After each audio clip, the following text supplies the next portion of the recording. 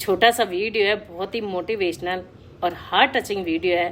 Please video को पूरा सुनना, स्किप मत करना। और यदि वीडियो अच्छा लगे तो शेयर जरूर करके जाना।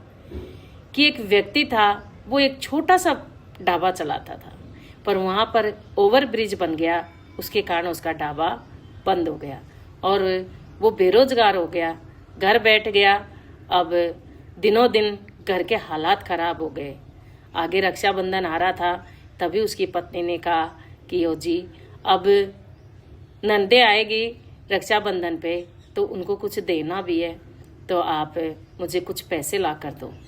तभी उस व्यक्ति ने कहा कि मैं पैसे कहाँ से ला कर दूँ, कि तुम्हारे दोस्तों से मांग लो, फिर अपने हालात सही होंगे तब लौटा देंगे। तभी पति ने कहा कि जब से ढाबा बंद हुआ, जब से काम बंद हुआ, तब से दोस्तों ने दूरियां बना ली है और जब फ़ोन करता हूँ तो फ़ोन भी नहीं उठाते हैं। तभी आदमी ने कहा कि कितने पैसों की ज़रूरत है। तभी उस पत्नी ने हिसाब लगा कर कहा कि मुझे 5,000 रुपये तो चाहिए होंगे। 4 नंदे हैं तो चारों को 5,000 रुपये तो चाहिए होंगे। तभी आदमी ने कहा कि मैं इतने पैसे कहाँ से ला कर दूँ। तभी उसने कहा कि श्यामलाल तो तुम्हारा बहुत पुराना दोस्त है, वो तो आपको पैसे दे ही देगा। तभी आदमी ने कहा कि जब से काम बंद हुआ है उसने भी फ़ोन उठाना बंद कर दिया। तो उस पत्नी ने अपने गले का मंगलसूत्र उतार कर अपने पति को देते हुए कहा कि इसको आप बेच दो, ये 20 से 25 हज़ार का तो बिक ही जाएगा।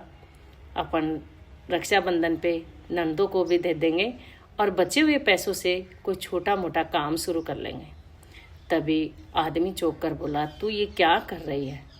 तभी पत्नी ने कहा कि हाँ, मैं सही कर रही हूँ, आप इसको बेच आओ, अपने जब हालात सुधरेंगे तब और खरीद लेंगे।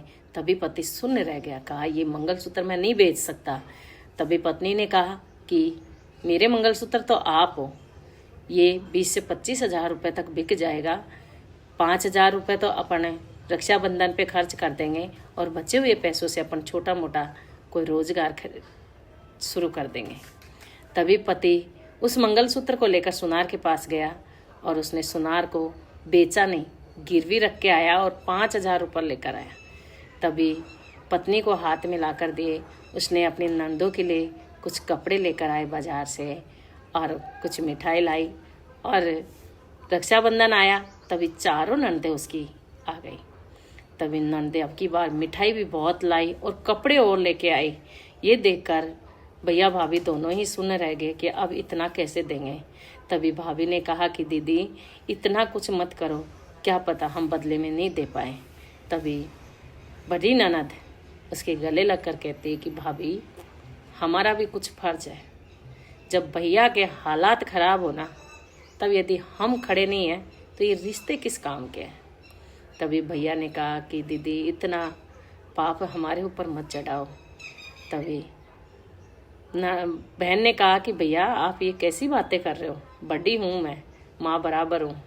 और उसने अपनी जेब से 20,000 रुपये निकाल कर अपने भैया की तरफ हाथ किया और बाकी तीनों बहनों ने भी 20-20 हज़ार रुपये निकाल कर अपने भाई की तरफ हाथ किया।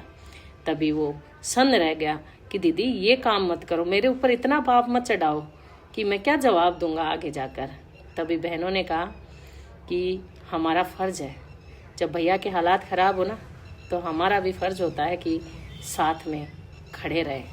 जब हमारे हालात पाप नहीं है, जब तू छोटा था ना तब हमारे हिस्से की चीज़ खा जाता था, तब पाप नहीं चढ़ता था। तभी भैया के गले मिले और कहा भैया निसंकोच, अगर और ज़रूरत हो तो मांग लेना, हम तेरे साथ खड़े हैं। जब हमारे होते हुए तू इतना दुख पा रहा है, एक बार बताना तो चाहिए था। और उसने अपनी जेब से निकाल कर अपनी भाभी का मंगलसूत्र और दिया और भाभी से कहा कि लो भाभी, ये इसको कभी दोबारा मत बेचना और यदि ज़रूरत पड़े तो निसंकोच फ़ोन कर देना। ये हमें पता भी नहीं चलता, पर उस सुनार ने मुझे फ़ोन करके कहा कि ये स्थिति है। तब जाकर मैंने तीनों बहनों को भी फ़ोन करके बताया, तो तीनों बहनें साथ खड़ी हो गई।